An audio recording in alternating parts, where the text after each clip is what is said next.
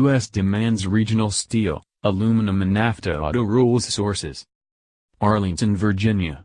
Reuters, the Trump administration is demanding the use of North American-made steel, aluminum, copper and plastic resins in cars and trucks sold under North American Free Trade Agreement rules, as it seeks to give U.S. industry a boost.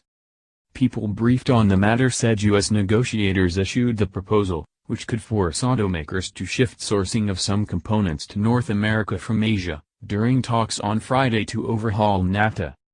It calls for the inclusion of steel, aluminum and other raw materials on a so-called NAFTA tracing list for auto parts, according to the sources, referring to the mechanism by which the regional content level of cars, trucks and large engines is monitored and verified under the trade agreement. The list would be greatly expanded under the U.S. proposal to cover a vast and complex web of automotive components, essentially eliminating the concept of deemed originating, under which parts not listed get a free pass to tariff-free NAFTA access, no matter their origin.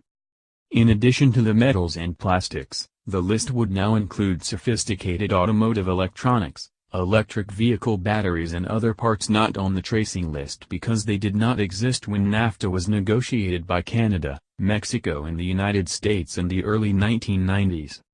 If Washington prevails, the components would now need to be sourced from North America to count toward proposed sharply higher content levels, or companies would need to pay U.S. tariffs of around 2.5% on them.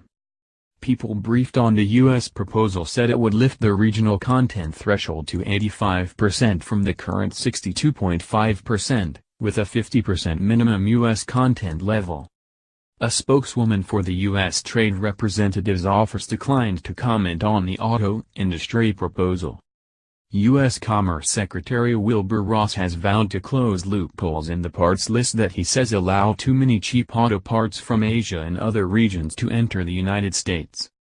Ross has already sought to protect the U.S. steel and aluminum industries from subsidized imports with national security reviews that could lead to import restrictions. Steel industry trade groups from all three NAFTA countries in June issued a joint statement calling for any renewal of the trade pact to require North American steel use in manufactured goods.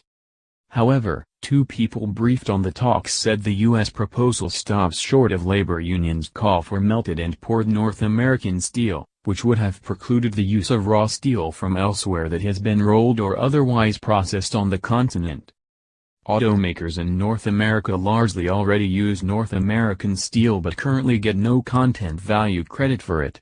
Adding it to the tracing list would get a typical vehicle hundreds of dollars closer to meeting the goal. But any such gains would be offset largely by the higher overall content thresholds and the need to find other sources for electronics, said Kristen Zitsch, a trade and labor economist with the Center for Automotive Research in Ann Arbor, Michigan.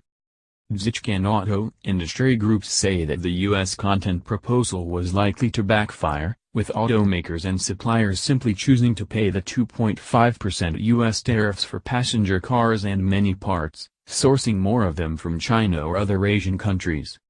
That could be the preferred trading route if NAFTA becomes too strict, she added.